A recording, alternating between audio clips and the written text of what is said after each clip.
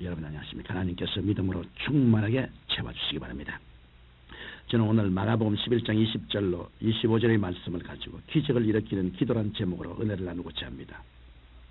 어느 날 예수께서 입만 무성하고 열매가 없는 무화과 나무를 보시고 이제부터 영원토록 사람이 내게서 열매를 따먹지 못하리라고 저주하셨습니다. 그런데 다음 날 아침 베드로가 그 저주받은 무화과 나무를 보니 예수님의 말씀대로 나무가 말라버린 것을 발견했습니다. 그래서 라삐여 보소서, 저주하신 무화과 나무가 말랐나이다라고 놀라운 표정으로 주님께 말씀했습니다. 그러자 주님께서는 이렇게 대답하셨습니다. 하나님을 믿어라. 진실로 너희에게 이르노니 누구든지 산들어 들려 바다에 던지우라며 그 말하는 것이 이룰 줄 믿고 의심치 아니하면 그대로 되리라. 무엇이든지 너희가 기도하고 구한 것은 받은 줄로 믿어라. 그리하면 그대로 되리라. 너희가 서서 기도할 때 아무에게나 혐의가 있거든 용서하라.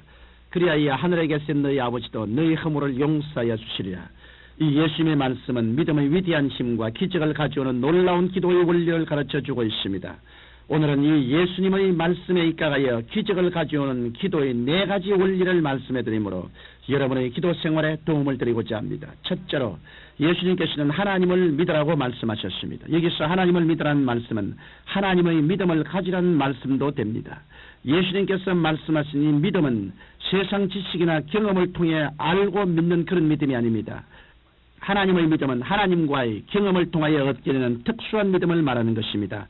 세상의 지식이나 경험으로는 하나님을 알 수도 없고 경험할 수도 없으며 믿을 수도 없는 것입니다. 예수님께서 하나님을 믿으라고 하신 것은 성경을 통해 하나님을 알고 배우고 믿으라는 뜻으로 하신 말씀인 것입니다. 로마서 10장 17절에 믿음은 들음에서 나며 들음은 그리스도의 말씀으로 말미암았나니라고 기록되어 있습니다. 이러므로 하나님을 믿는 믿음은 성경 말씀을 통해 우리에게 주어지는 것입니다. 이러므로 우리가 믿음을 얻기 위해서는 부지런히 하나님의 말씀을 듣고 읽고 연구하고 묵상해야 합니다. 그러면 우리가 하나님의 말씀을 듣고 읽고 묵상함으로 하나님에 대한 어떠한 믿음의 이미지를 가질 수 있을까요? 우리는 하나님 말씀을 통하여 우리 하나님은 이사와 기적을 행하시는 전능의 하나님이시요 우리의 모든 형편과 사정을 다 아시며 역사의 시작과 끝을 아시는 전지전능하신 하나님이시요 우리가 어느 곳에 가든지 우리와 동행해 주시는 무소부지하신 하나님이시요 우리의 모든 간구에 응답해 주시고 우리 소원을 만족시켜 주시는 좋으신 하나님이라는 것을 생각할 수가 있습니다. 우리가 하나님께 대해 이런 기대와 믿음을 가지고 기도하면 그 기도가 응답되지 않으니 만무한 것입니다. 이 때문에 예수님께서는 기적을 일으키는 기도에 대해 말씀하시면서 하나님을 믿어라. 다시 말하면 이러한 하나님의 믿음을 갖고 기도하라고 말씀하신 것입니다. 둘째로 예수님께서는 이 산들어 들려 바다에 던지우라며 그 말한 것이 이룰 줄 믿고 마음에 의심치 아니하면 그대로 되리라고 말씀하셨습니다. 예수님께서 이 말씀을 통해 말의 위대한 능력에 관해 말씀하시고 계십니다. 이 산들어 들려 바다에 던지우라는 이 말씀에서 산이라 하면 악한 원수 마귀가 가져다 준 문제를 비유한 것입니다. 우리가 이 세상을 살아가면서 우리를 도둑질하고 죽이고 멸망시키는 마귀로 인해 죄악의 문제, 분쟁의 문제, 낭패와 실망의 문제 등 그야말로 태산줄령과 같은 고통의 문제에 부딪힐 때가 한두 번이 아닙니다. 예수님께서는 바로 이러한 문제의 산들을 말의 위대한 능력으로 해결하려고 말씀하신 것입니다. 혹시 여러분 가운데 평소에 그런 말을 많이 했는데도 아무런 역사가 일어나지 않았던데요 라고 말씀하시는 분이 계실지 모르겠습니다.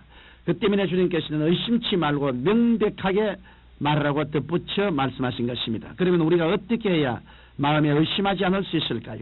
우리가 의심하지 않으려면 먼저 신실한 하나님에 대한 확고한 믿음이 있어야 합니다.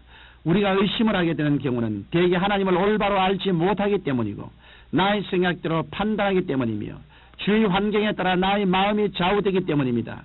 그러나 우리가 하나님의 말씀에 입각하여 하나님을 올바로 알고 그 하나님만 끊임없이 바라본다면 의심치 않을 수 있는 것입니다.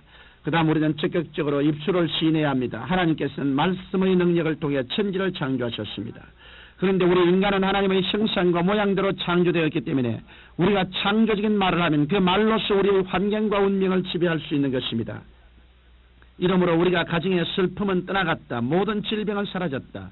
나는 죄악을 이기며 산다. 도둑질하고 죽이고 멸망시키는 마귀는 내게서 물러갔다. 나는 하나님의 자녀로 하나님의 위대한 축복을 받았다라는 놀라운 긍정과 확신의 말이 창조적인 삶을 가져오는 것입니다. 이러한 입술의 시인이 하나님의 역사심을 불러일으키고 마는 것입니다. 그러나 이와는 반대로 나는 못해요. 나는 안 돼요. 나는 병들어 죽을 거예요. 나는 인생의 패배자예요. 이런 말을 하는 사람은 우리의 삶을 무화 가치는 마르게 하는 것입니다. 이러므로 잠언서 18장 21절의 말씀처럼 입술의 말이 우리를 죽이기도 하고 살리기도 한다는 사실을 명심해야 하겠습니다. 셋째로 예수님께서는 무엇이든지 기도하고 구한 것은 받은 줄로 믿어라. 그리하면 그대로 되리라고 말씀하셨습니다. 기도하고 구한다는 것은 그만큼 마음에 뜨거운 소원이 있어야 합니다. 많은 성도들이 응답을 받는 단계까지 이르기 위해서는 어느 정도까지 기도해야 합니까라는 궁금증을 가지고 있습니다. 성경은 이에 대해 무엇이든지 소원하고 기도한 것은 성령의 도우심으로 기도가 이루어졌다는 확신이 생길 때까지 기도하라고 가르치고 있습니다. 이러므로 기도할 때 마음속에 응답받은 확신이 와서 마음이 신기하게 기뻐지고 평안해질 때까지 기도해야 하며 나아가 응답받은 확신을 긍정적으로 선언해야 하는 것입니다. 마지막으로 예수님께서는 아무에게나 혐의가 있거든 용서하라. 그리하여 하늘에 계신 너희 아버지도 너희 허물을 사하여 주시라고 하셨습니다. 용서는 기도의 응답과 기적을 체험하기 위해 대단히 중요한 요소입니다. 우리가 이웃에게 혐의와 원한을 품고 있으면 하나님께서는 우리를 용서하시지 않으십니다. 그리고 우리의 기도도 연락해 주시지 않으십니다. 성경 마태복음 18장 21절로 31절에 보면 임금에게서 1만 달란트의 빚을 탕감받아 은혜를 입은 사람이 정작 자기에게 100데나리 온 정도의 빚을 진 사람을 용서하지 않고 고소해버리는 사람이 있습니다. 이 사람은 그 배은 망덕함이 임금에게 지내시자 탕감해 주기로 한 것도 백지화하고 오히려 감옥에 갇히고 말았던 것입니다. 이러므로 하나님께로부터 죽음과 저주에서 영원히 용서받은 우리들이 누구든지 용서하지 아니하면 우리는 하나님께 배은 망덕한 죄인이 되는 것입니다. 우리가 하나님께 용서하지 않는다면 기도에도 응답되지 않고 기적도 일어나지 않는 것입니다. 우리가 용서를 베풀 때 하나님과 우리 사이에 막힌 담이 무너지고 믿음의 비상한 능력이 나타나는 것입니다. 여러분, 기적은 인간의 상식을 초월하는 것입니다. 우리가 기도를 통하여 기적을 체험하려면 먼저 하나님을 믿고 그 믿음을 갖고 우리가 기도하는 것을 조금도 의심하지 않으며 입술로 창조적인 선언을 하며 응답의 확신이 올 때까지 기도하고 용서를 베푸는 생활을 해야 합니다. 그리하면 우리의 기도를 통하여 산이라도 들리어 옮겨지게 되는 기도의 기적을 체험하게 될 것입니다. 사랑이 많으신 아버지, 기도의 기술을 배워서 한 사람도 기도할 수 없는 사람, 기도에 무능력한 사람이 없게 하여 주옵소서. 예수님 이름으로 기도합니다. 아멘.